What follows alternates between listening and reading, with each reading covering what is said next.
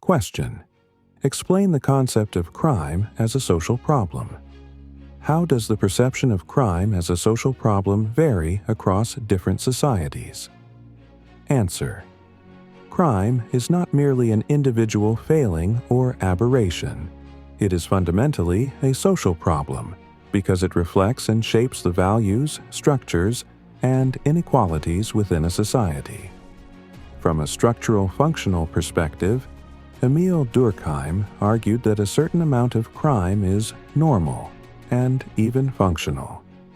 By delineating acceptable behavior, crime reinforces social norms and promotes unity among law-abiding citizens. However, when crime rates rise or take on new forms, they signal that social bonds are weakening, or that institutions, family, education, economy, are failing to integrate members effectively. High levels of street violence, for example, often correlate with neighborhood poverty, school dropout rates, and unemployment, factors that erode collective efficacy and community cohesion. From a conflict theory standpoint, crime underscores power differentials. Those who control resources and define the law often criminalize the behaviors of marginalized groups. White-collar offenses, e.g., insider trading, tax evasion, which may cost economies hundreds of billions annually, receive more lenient treatment compared to street crimes committed by the poor. In this way, the criminal justice system perpetuates class inequality. For instance, in many countries, low-income neighborhoods experience heavier policing and harsher sentencing, leading to overrepresentation in prisons. Examples and facts. Global homicide rates vary widely. Latin America's average is about 23 per 100,000 inhabitants, whereas Western Europe's is around 1 per 100,000. Such disparities often reflect structural factors like inequality, governance quality, and social welfare provision. Alcohol-related crime provides a concrete illustration of how cultural norms shape what is recognized as crime. In many Muslim-majority countries, e.g., Saudi Arabia, Iran, the consumption of alcohol is legally prohibited, and violations can lead to fines, imprisonment, or corporal punishment. This prohibition stems from religious doctrine, but also serves as a marker of cultural identity and moral order.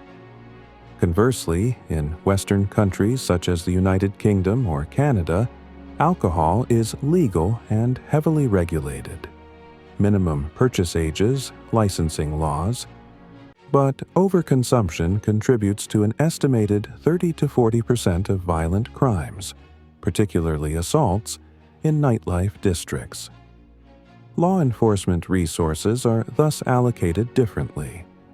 In the West, policing focuses on public intoxication and disorderly conduct, not the act of drinking itself. Why crime is a social problem? 1. Economic costs. Crime imposes direct costs, healthcare, property loss, and indirect costs, lost productivity, reduced investment. The World Economic Forum estimated that crime and violence cost global economies over 15% of GDP in some regions. 2. Psychological impact. High-crime neighborhoods suffer from chronic stress, fear of victimization, and diminished trust, eroding social capital and discouraging civic engagement. 3. Political consequences. Perceptions of rampant crime can fuel populist law and order platforms, leading to more punitive policies, longer sentences, reduced due process that may exacerbate social inequalities. 4. Cultural dimensions. What one society deems criminal, another may see as moral or even virtuous, underscoring that crime is defined socially rather than inherently. Variation in perception. Across societies, moral entrepreneurs, religious or political groups can campaign to label certain behaviors as criminal. For example, Temperance movements in early 20th century America succeeded in prohibiting alcohol, 1919 to 1933, illustrating how a moral crusade transformed a common practice into a crime. Colonial legacies. Former colonies often inherited legal codes from imperial powers, which may criminalize behaviors previously tolerated or regulated differently at the local level. This can create tensions between traditional norms and state law. Modernization and globalization. As societies open to global cultural flows, they may rethink what constitutes crime. Japan's historically strict drug laws are under debate today, amid rising youth experimentation with substances via the Internet. In some, crime emerges from the interaction of individual decisions, social structures, and cultural norms. Understanding crime as a social problem compels us to examine root causes: inequality, weak institutions, cultural definitions, rather than focusing solely on individual offenders. Recognizing that perceptions of crime vary across societies reminds us that the boundary between lawful and unlawful is socially constructed and subject to change over time. Question: explain labeling theory. Critically elaborate its effects on youth and suggest remedies also. Answer: labeling theory, rooted in symbolic interactionism, argues that deviance is not inherent in an act, but arises when society labels certain behaviors or individuals as deviant. Howard S. Becker, 1963, posited that social groups create deviance by making the rules whose infraction constitutes deviance and applying those rules to particular people, thus labeling them outsiders. Edwin M. Lemaitre, 1951, distinguished between primary deviance, initial norm violations, and secondary deviance, which occurs when a person internalizes a deviant identity following societal reaction. Theoretical Foundations 1. Symbolic Interactionism focuses on micro-level interactions. Labels are communicated through social interactions and become part of one's self-concept. 2.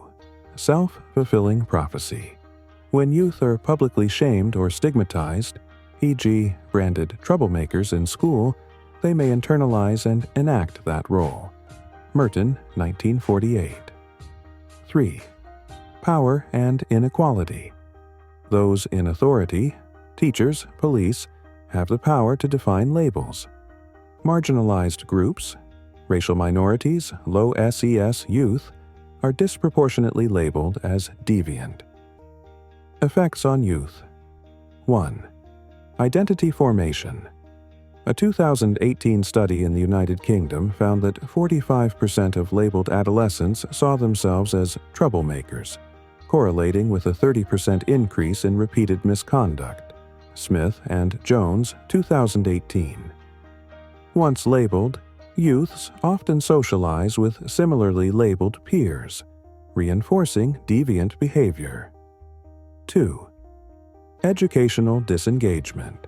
School suspensions and expulsions can function as formal labels. In the U.S., approximately 9% of public school students receive out-of-school suspensions annually. Those suspended are 3 times more likely to drop out. U.S. Department of Education, 2019. Early dropout dramatically increases exposure to delinquent peers. 3.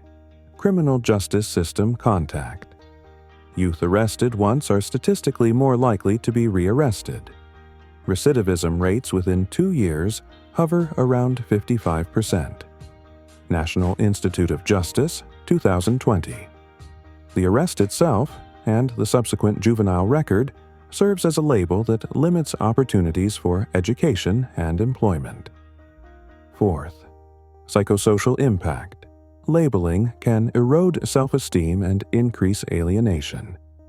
Adolescents labeled as deviant often report higher rates of depression and anxiety. Garcia et al. Were 2019.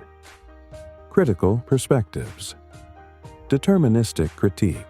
Critics argue labeling theory overemphasizes societal reaction and underestimates individual agency and motivations behind primary deviance.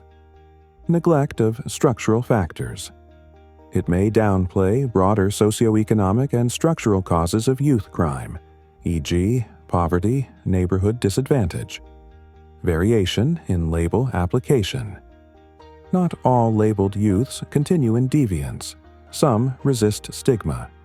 Intersectionality shows that gender, race, and class mediate labeling effects. Remedies and policy implications 1. Diversion programs.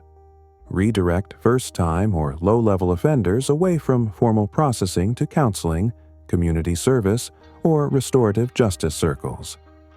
Meta-analysis shows diversion reduces recidivism by up to 15% compared to traditional processing. 2. Restorative justice involves offender, victim, and community in facilitated dialogue to repair harm. In New Zealand's Youth Justice Conferencing, 87% of participants report feeling heard, and reconviction rates drop by 20%. Ministry of Justice NZ, 2021. 3. Delabeling in schools. Implement positive behavioral interventions and supports, PBIS, to minimize suspensions. Schools using PBIS see office referrals drop by 30% and academic engagement rise by 10%. 4th. Training for gatekeepers. Provide implicit bias and trauma-informed training to teachers, police, and juvenile court personnel to reduce arbitrary or discriminatory labeling. 5. Expungement and record sealing. Allow youth to have juvenile records sealed or expunged upon successful completion of rehabilitation, minimizing collateral consequences in education and employment. 6. Community engagement and mentoring. Programs like Big Brothers. Big Sisters reduce risk of arrest by 46% through positive peer modeling and social support. Conclusion. Labeling theory illuminates how societal reactions can exacerbate youth deviance by stigmatizing and marginalizing young people. While it powerfully critiques the role of social control agencies, it must be balanced with recognition of structural factors and individual agency. Effective remedies emphasize diversion, restorative practices, delabeling policies, and community support to prevent the harmful spiral from primary to secondary deviance, promoting pathways to positive identity and social integration. Question. Explain juvenile delinquency. What are the socioeconomic, demographic, and environmental factors that lead to juvenile delinquency? Answer. Juvenile delinquency refers to the involvement of persons below the age of legal adulthood in behaviors that violate criminal statutes. It encompasses a spectrum of acts, from petty theft, vandalism, and truancy to violent offenses, and denotes both the behavior itself and society's reaction to it. Understanding why some youths turn to delinquency requires weaving together theoretical insights with concrete examples, statistical patterns, and the social contexts in which young people grow up. 1. Theoretical lenses on juvenile delinquency 1. Strain theory. Merton and Agnew. Core idea. When socially approved goals, e.g., financial success, status, are unattainable through legitimate means, some youths experience strain or frustration, prompting innovation in the form of delinquent acts. Example. In inner-city neighborhoods where high school graduation rates languish around 60%, some adolescents may turn to drug dealing or theft to achieve economic stability or peer respect. Second, social disorganization theory, Shaw and McKay. Core idea. Delinquency clusters in neighborhoods marked by economic deprivation, ethnic heterogeneity, and residential instability, where weakened informal social controls allow deviant subcultures to take root. Example: studies of Chicago in the 1990s showed that blocks with over 40% vacant housing and frequent population turnover had juvenile arrest rates 3 times higher than stable middle-class areas. 3. Social learning theory. Akers. Core idea.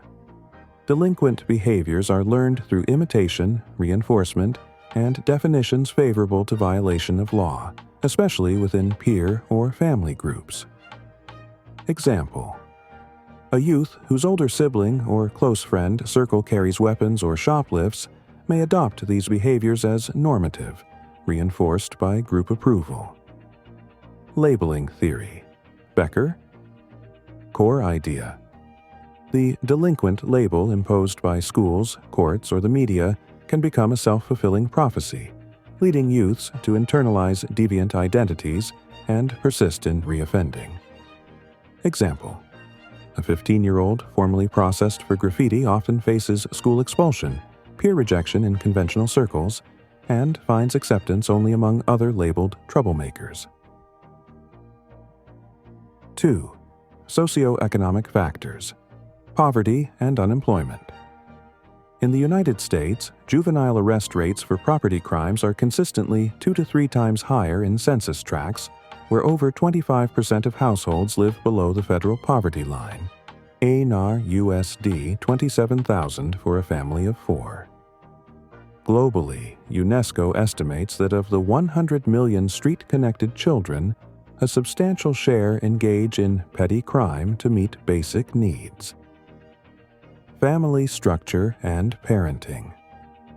Single-parent households and families experiencing chronic parental unemployment correlate with higher delinquency.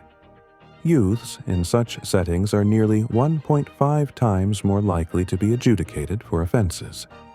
Harsh or inconsistent discipline, low parental supervision, and parental criminality further elevate risk. 3. Demographic factors. Age. Delinquency peaks in mid-adolescence. Arrest data show that youths aged 15 to 17 account for roughly 45% of all juvenile arrests, then decline sharply by age 19. Gender. Males represent about 80 to 85% of juvenile arrests for violent and property crimes, although female rates for status offenses, truancy, running away, have risen to nearly 30% of all juvenile cases in some jurisdictions. Race, ethnicity. In many countries, minority and indigenous youths are overrepresented in juvenile justice systems. For instance, Black adolescents in the U.S. are twice as likely as their white peers to be detained for similar offenses. Ursarg. 4. Environmental factors. Neighborhood disadvantage. High-crime neighborhoods expose youths to violence, erode collective efficacy, and normalize delinquent subcultures. A meta-analysis found a correlation coefficient of 0.42 between neighborhood disorder and juvenile offending. School climate. Overcrowded schools with low teacher attachment and high suspension rates see elevated rates of truancy, bullying, and subsequent delinquency. Students suspended even once are 2.3 times more likely to be involved in later juvenile court petitions. Peer influences. Association with delinquent peers is one of the strongest predictors. Adolescents whose close friends engage in theft or drug use are up to 5 times more likely to commit similar acts themselves. Question: discuss the role of rehabilitation centers in the reformative treatment of criminals. How do these centers contribute to the reintegration of offenders into society? Answer: Rehabilitation centers play a central role in modern criminal justice by offering structured, evidence-based programs that transform offending behavior and prepare individuals for life beyond prison. Rather than focusing solely on punishment, these institutions emphasize skill building, psychological healing, and social support. Below are 7 key functions. They serve in the reformative treatment of criminals, followed by 6 ways. They help reintegrate offenders into the community. Role of rehabilitation centers in reformative treatment 1. Skills and vocational training. What it is: courses in trades, e.g., carpentry, plumbing, digital literacy, and professional certifications. Impact. Participants in vocational programs are 30 to 40% more likely to secure stable employment post-release. 2. Educational advancement. What it is: high school equivalency, GED classes, and college degree programs. Impact. The Barred Prison Initiative reports under 5% recidivism among degree-earning inmates versus approximately 40% statewide. 3. Cognitive Behavioral Therapy, CBT. What it is: structured group sessions that teach self-control, problem-solving, and empathy. Impact. Meta-analyses show CBT participants reoffend 20 to 30% less often than untreated peers. 4th. Substance use and mental health treatment. What it is: integrated therapy for addiction, depression, and trauma, individual and group. Impact. Since an estimated 60% of inmates have substance use disorders, these programs can cut drug-related recidivism by around 20%. 5. Restorative justice practices. What it is: victim-offender dialogues, community service, and mediated apologies. Impact. Offenders who participate often show a 10 to 15% lower reoffending rate and report greater empathy toward victims.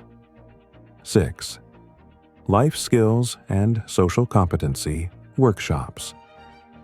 What it is: financial literacy, anger management, communication, and parenting classes.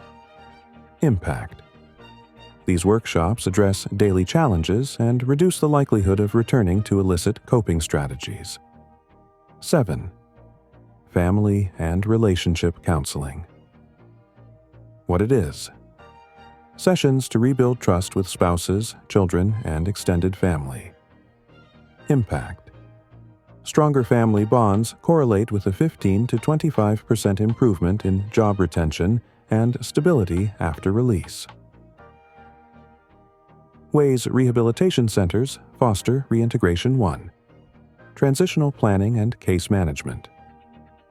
Description: dedicated staff develop individualized release plans covering housing, employment, and healthcare. Outcome: continuity of care reduces technical parole violations by up to 40%. 2. Peer mentoring programs. Description: formerly incarcerated mentors guide new releasees through challenges like job searches and societal stigma. Outcome: peer support networks lower feelings of isolation and improve adherence to pro-social goals. 3. Linkages with community agencies. Description: partnerships with local employers, mental health clinics, and social services ensure seamless referrals. Outcome: access to wraparound services increases the odds of stable housing and employment by roughly 35%. 4th. Restorative community circles. Description: offender, victim, and community representatives jointly address harm and agree on reparative actions. Outcome: such circles rebuild social trust and reduce community resistance to an offender's return. 5. Aftercare support groups. Description: Post-release groups meet regularly to reinforce coping strategies, track goals, and provide accountability. Outcome: participants are 20% less likely to relapse into crime compared to those without structured aftercare. Sixth, monitoring with supportive supervision. Description: probation officers work alongside social workers, focusing on encouragement and resource linking rather than surveillance alone. Outcome: jurisdictions using this model have seen revocation rates fall by about 30%. Conclusion: by combining education, therapy, skill building, and community engagement, rehabilitation centers transform punitive confinement into an opportunity for genuine change. Their comprehensive approach not only reduces recidivism, often by 20 to 40%, but also lays the groundwork for offenders to rebuild lives, support their families, and contribute positively to society. Through targeted reformative treatment and structured reintegration services, these centers embody the promise of a justice system that heals rather than merely punishes. Question: enumerate and explain the key principles that guide effective criminal investigations. How do these principles contribute to the success of an investigation? Answer: criminal investigations rely on a framework of principles that ensure evidence is handled properly, suspects' rights are protected, and investigative efforts are efficient and fair. 1. Legality and adherence to procedure. Investigators must obtain warrants, conduct lawful stops, and provide Miranda-style advisements to suspects.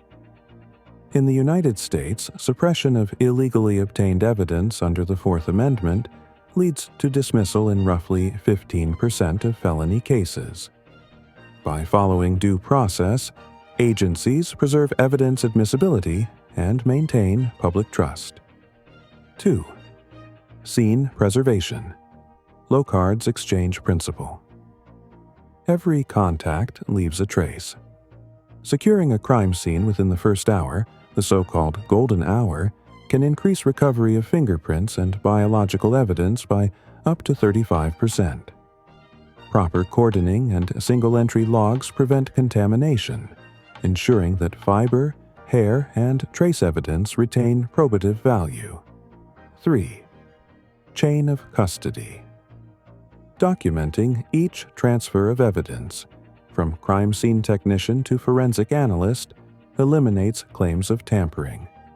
Jurisdictions with electronic chain of custody systems report a 95% evidence admission rate in court compared to 80% in paper-based systems. 4th, systematic, intelligence-led approach. Rather than reactive one-off tactics, investigators use data analysis, geographic profiling, and suspect risk grids to prioritize leads.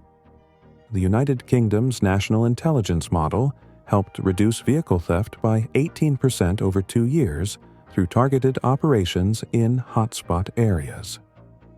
5. Objectivity and bias mitigation. Cognitive biases, such as confirmation bias, can derail investigations. A 2009 National Academy of Sciences report found that forensic analysts' error rates dropped by 50% after implementing blind testing protocols. Objective case reviews and devil's advocate sessions help investigators challenge assumptions. 6. Timeliness and rapid evidence collection. Delays in processing scenes correlate with lower clearance rates. In homicide investigations, each 24-hour delay beyond the first day can reduce solvability by 10 to 15%. Rapid collection of digital logs, CCTV footage, and eyewitness statements preserves perishable leads. 7. Interagency collaboration. Complex cases often cross jurisdictional lines. Sharing intelligence among local police, federal agencies, and international bodies, e.g., Interpol, accelerates suspect identification. The Utree inquiry in the UK, which led to over 30 convictions for historic sexual offenses, depended on coordination between regional forces and child protection agencies. 8. Ethical conduct and professionalism.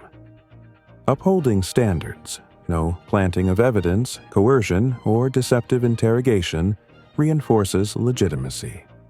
Surveys show that perceived police integrity is the strongest predictor of witness cooperation. Jurisdictions rated high in procedural fairness solve up to 20% more cases. How these principles drive success. Evidence integrity. Legality, preservation, and chain of custody guarantee that physical and testimonial evidence withstands judicial scrutiny, leading to convictions rather than dismissals. Accurate reconstruction. Systematic scene management and rapid response enable investigators to recreate events faithfully, narrowing suspect pools and preventing wasted resources on false leads. Efficient resource use. Intelligence-led targeting focuses manpower where it's most needed, improving clearance rates without ballooning costs.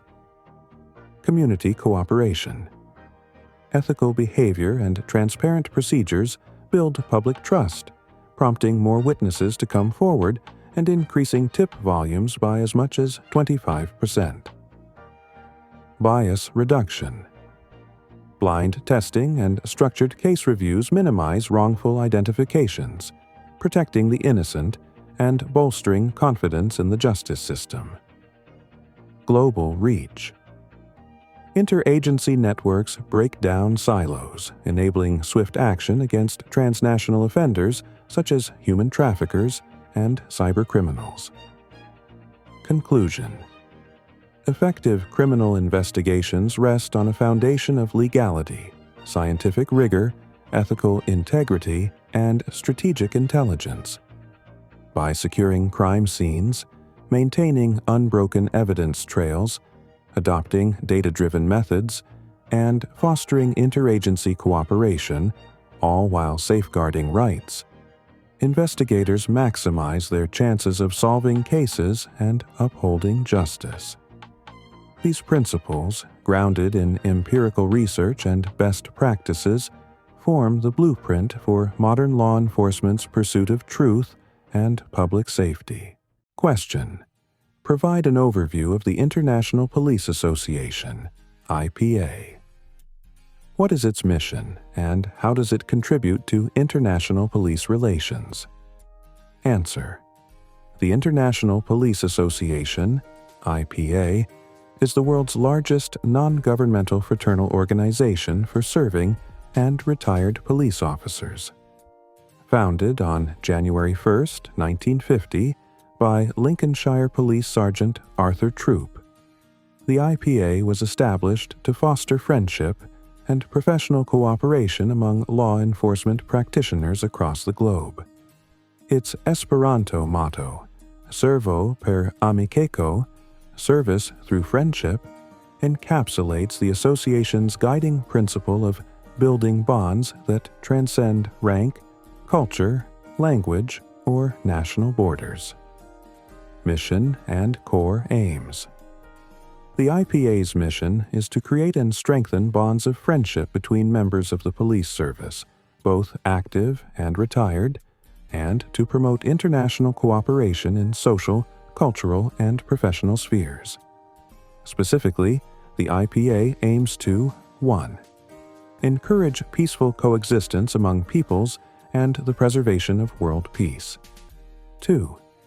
Improve the public image of policing by showcasing officers' dedication to service. 3.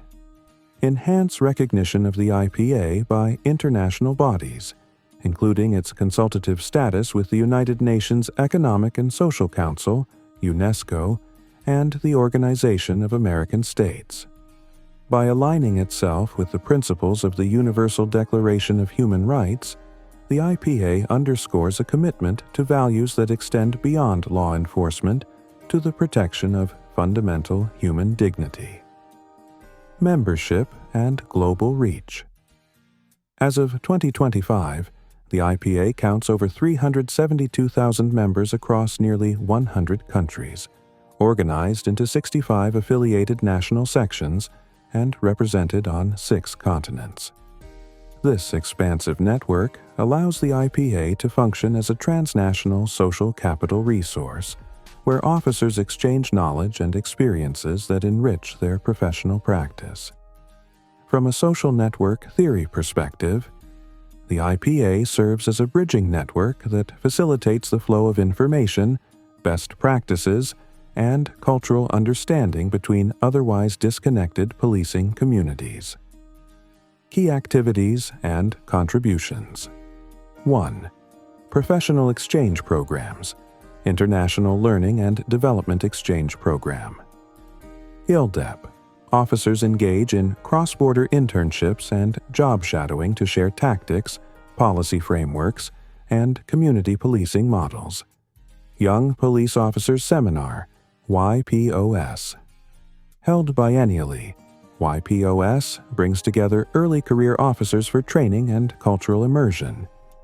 Recent venues include New Zealand, 2023, Sri Lanka, 2022, and the United Kingdom, 2019. 2. Arthur Troop Scholarships, ATS. Each year, 10 to 15 scholarships are awarded to promising officers for advanced professional education, reflecting the IPA's investment in human capital development within policing. 3-point IPA houses and accommodation. Over 40 IPA houses and 264 hosting options offer affordable lodging and networking opportunities for members traveling internationally, thereby reinforcing interpersonal ties and cultural exchange. 4th, international sports and cultural events. The biennial IPA Games and national section-level tournaments foster camaraderie beyond professional settings, reinforcing a functional solidarity that benefits collaborative policing initiatives. 5th World Congress. Hosted annually by rotating national sections, the World Congress serves as the IPA's supreme forum for strategic planning, policy review, and election of the International Executive Board. It exemplifies global governance in a non-state actor context. Theoretical perspectives in criminology. From a functionalist viewpoint, the IPA contributes to the stability of international policing by reinforcing shared norms and values, thereby reducing friction in cross-border operations.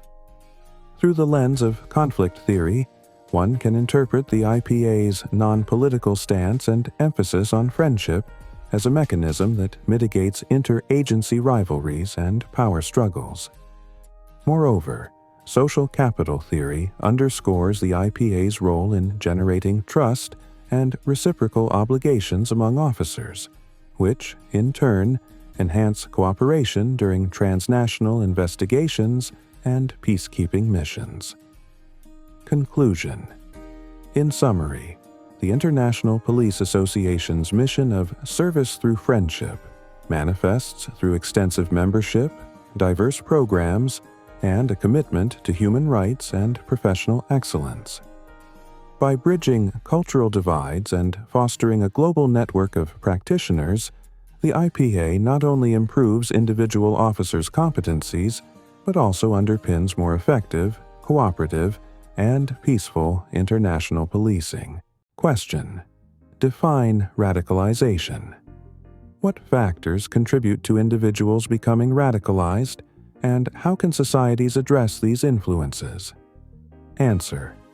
Radicalization is the process through which individuals come to adopt extreme political, social, or religious ideologies, often leading them to support or commit acts of violence. In criminology, this process is not sudden. It involves gradual shifts in beliefs and identity, eventually justifying violence as a legitimate method to achieve ideological goals. 1. Contributing factors to radicalization. Radicalization is driven by a mix of personal, social, economic, and political influences. These are generally divided into push factors, pull factors, and enabling environments. Push factors: structural grievances, political oppression. When people live under regimes where free expression and political participation are limited, they may seek alternative ideologies. For example, in Syria, state violence and repression created fertile ground for extremist groups like ISIS and al-Nusra Front. Economic disadvantage. Poverty and unemployment can fuel frustration and hopelessness. In the Sahel region of Africa, where youth unemployment is over 30%, extremist groups offer financial incentives and a sense of purpose. Discrimination and marginalization. In many Western countries, second-generation immigrants experience social exclusion and racism. Feeling disconnected from both their heritage and the society they live in, some turn to radical ideologies to reclaim identity and purpose. Pull factors. Group-level attractions, sense of belonging. Extremist groups often function like close-knit families, offering loyalty, brotherhood, and protection. Many youth join simply because it gives them a role and status they lack in society. Religious or ideological justification. Misinterpretations of religious texts or political ideologies are used to justify violent acts. ISIS, for example, misused Islamic texts to validate their actions and attract global recruits. Heroism and adventure. Some are drawn by the idea of becoming a hero or martyr. Propaganda videos glorify combat and sacrifice, attracting thrill-seeking individuals. Personal factors. Identity crisis. Many young people struggle to find meaning, especially in multicultural societies. Extremist ideologies offer clear roles and answers to complex personal and societal problems. Psychological vulnerability. Those with a history of trauma, abuse, or mental health challenges may be more easily influenced. Some radicalized individuals had histories of substance abuse or domestic violence before being drawn into extremism. Enabling environment, social media, and online platforms. The Internet plays a crucial role in radicalization. Individuals can be exposed to extremist content, connect with like-minded radicals, and be recruited without ever meeting a member in person. For example, a U.S. study found that over 70% of domestic extremists were radicalized online. Local radical networks. On-the-ground facilitators, such as extremist clerics or recruiters, can guide the radicalization process. They often provide ideological training, logistical help, and access to weapons or travel networks. 2. Societal responses to radicalization. Tackling radicalization requires efforts at the governmental, community, and individual levels. Government-level strategies. Strengthening governance and justice. Fair law enforcement, human rights protections, and inclusive politics reduce the appeal of radical ideologies. Countries with less corruption and more social equality tend to experience less violent extremism. Economic opportunities for youth. Programs that provide education, skills, and jobs lower the risk of youth being recruited. For instance, job training initiatives in Morocco have shown a reduction in extremist sympathies among vulnerable youth. Community-based interventions. Engaging local leaders.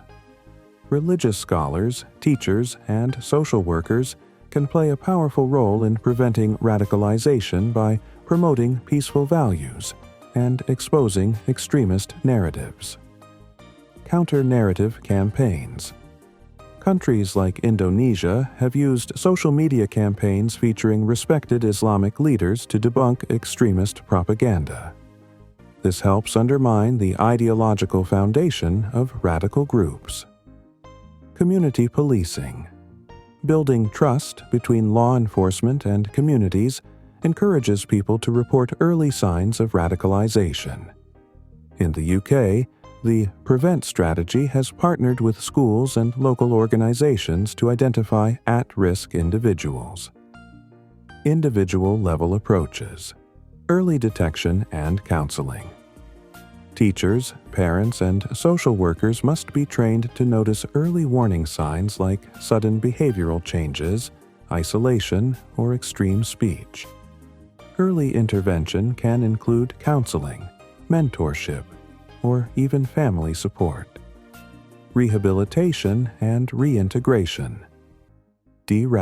Question. Discuss the concept of community policing and explain potential benefits and challenges associated with its implementation in Pakistan. How can these challenges be effectively addressed? Answer. Community policing is both a philosophy and a set of organizational strategies designed to promote partnerships between the police and the communities they serve. Rooted in theories of social capital and procedural justice, it shifts the focus from reactive, incident-driven enforcement toward proactive problem-solving and trust-building. Under this model, officers become familiar faces in neighborhoods, working alongside residents to diagnose and remedy the underlying conditions that contribute to crime and social disorder. Theoretical perspectives. Social disorganization theory argues that weak social institutions and low community cohesion allow crime to flourish. Community policing seeks to rebuild this cohesion by empowering local leaders, fostering neighborhood watch groups, and encouraging collective efficacy. Problem-oriented policing adds an analytical layer, prompting officers to SARA, scan, analyze, respond, assess, recurring problems, e.g., street closures that funnel drug trafficking. Potential benefits in Pakistan. 1. Enhanced trust and legitimacy. Karachi's Citizen Police Liaison Committee, CPLC, reports that since 2017, community forums have increased public willingness to share intelligence tips by over 35%. In Lahore, foot patrols under the Safe City Initiative have led to a 28% rise in citizen satisfaction surveys, indicating greater confidence in local officers. 2. Crime reduction through collaboration. Joint school safety programs in Punjab, 2018 to 2023, involving police, teachers, and parents, saw reported incidents of bullying and vandalism decline by 42%. Community-driven hotspot mapping in Peshawar yielded a 30% decrease in street robbery over 18 months, as residents jointly identified and mitigated high-risk locations. 3. Improved intelligence gathering. Neighborhood liaison officers in Islamabad facilitate weekly tea meetings, drawing an average attendance of 150 citizens. These sessions have produced actionable leads that solved more than 60% of reported property crimes. 4. Social cohesion and crime prevention. By organizing sports tournaments and cultural festivals, officers help rebuild community bonds. In Quetta, such events attracted over 2,000 youths in 2024 alone, directing energies away from gang recruitment. Key challenges. 1. Resource constraints and staffing. Pakistan's overall police-to-population ratio stands at roughly 186 officers per 100,000 inhabitants, below the UN's recommended 222 per 100,000. Limited budgets often prioritize equipment and salaries over community programs. 2. Training and professionalization. Gaps. Only 12% of officers in provincial forces have received formal training in community engagement or conflict resolution. Rigid, hierarchical structures discourage field-level innovation. 3. Corruption and lack of accountability. Perceptions of bribery and favoritism undermine the legitimacy that community policing aims to build.